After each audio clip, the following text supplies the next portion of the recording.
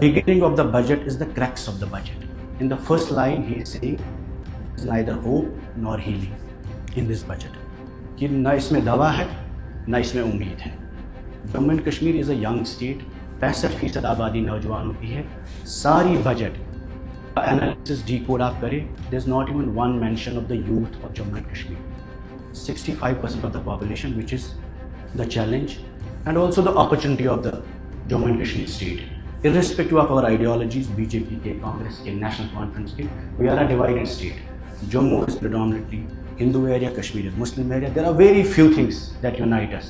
But इस session में बैठ के इतना लगता है कि कहीं ना कहीं डेवलपमेंट पे और बजट पे इश्यूज पर वी आर टुगेदर.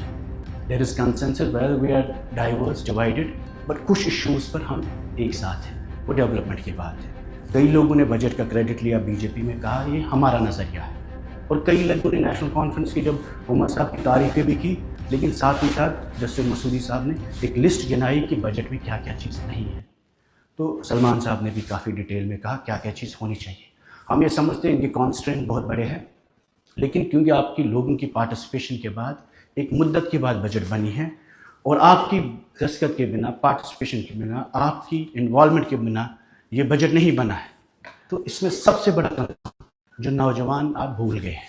65% आबादी, 6 लाख लोगों ने एप्लीकेशन फॉर्म 1500 पुलिस पोस्ट के लिए. सर, स्कैम्स पे स्कैम्स बार बार हुए. There is not even one mention कि एम्प्लॉयमेंट गारंटीज एक्ट जो आपने बोला 3 महीने में हम देंगे, उसका जिक्र नहीं है. आप राठौर साहब फाइनेंस मिनिस्टर से, उमर साहब चीफ मिनिस्टर से, they made a scheme YSL youth start, सबसे बड़ा बेहतरीन स्टार्टअप प्रोग्राम था. या शेर कश्मीर एम्प्लॉयमेंट गारंटीज आपका एक प्रोग्राम EDI में चलता था, या सीड डेवलपमेंट फंड आपका EDI में चलता है. उस स्कीम को आपने अपनी हुकूमत में ही वाइंड अप किया, बिना ये कहे इस एंटायर बजट में दैट अगर आप रोज़गार नहीं दे सकते, नौकरी नहीं दे सकते, बट स्टार्टअप का सपोर्ट तो दे सकते हैं, हैंड होल्डिंग जिसे कहते हैं. आपने कहा मिशन यूथ में हम रेवोल्यूशन करेंगे. मिशन यूथ में आप सर्वे कर रहे हैं, रोज़गार नहीं दे रहे हैं. इतना ही चलिए, डेली वेजर्स 1 लाख है, आप उनके साथ नाइंसाफ़ी कर रहे हैं, उनको आप भूल गए. इलेक्शन मैनिफेस्टो में आपने बहुत वादे किए. उसके साथ साथ लेकिन सर सबसे इंपॉर्टेंट चीज़, कुटवा की बात हो, सोपोर की बात हो, किलिंग्स हुई है, we can not absolve ourselves कि हमारे हाथ में लॉ एंड ऑर्डर की बात नहीं. क्योंकि जब आप गाँव में जाते हैं, घर में जाते हैं, वोट मांगते हैं, उस वक्त उनको हम ये नहीं बोलते हैं कि हमारे इख्तियार में क्या है क्या नहीं है. हम कहते हैं हम आपके साथ इंसाफ करेंगे. Since this is a question of justice, आपके मैनिफेस्टो में ट्रूथ एंड रिकन्सिलिएशन कमीशन की बात हुई. अगर वो नहीं है आपके इख्तियार में, least this house can do is to establish and set up the human rights commission in Jammu and Kashmir once again, so that the law and order अगर आपके कंट्रोल में नहीं है, ह्यूमन राइट्स वायलेशन जहां पे भी हो, वो कुटवा में हो या कश्मीर में हो, आप वहां पर कम से कम एक रिपोर्ट मांग के इस हाउस को ये बता सकते हैं कि गलती हो रही.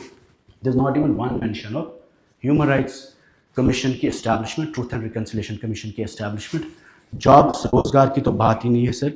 मेन मुद्दा जो इस वक्त भी बेरोजगारी का ही मैं कहूँगा कि जिस पे हम सब लोगों ने घर घर कोशिश की, और जो जम्मू कश्मीर हिंदू मुस्लिम इर्रेस्पेक्टिव पीर पंचाल चिनाब हर जगह मुद्दा है कि नौजवान के लिए इस बजट में है क्या आखिर. Spell one word in the entire budget that you are going to offer to the youth of Kashmir or Jammu.